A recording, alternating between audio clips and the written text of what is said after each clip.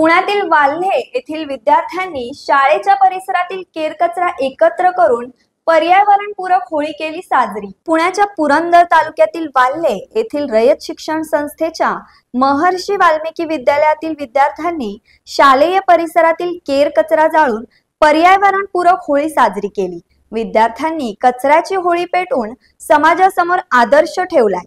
तसेच केमिकल युक्त रंगांऐवजी नैसर्गिक रंगाचा वापर करण्याबाबत व पाण्याचा अपव्यय टाळण्यासाठीची शपथ यावेळी विद्यार्थ्यांनी घेतली आहे।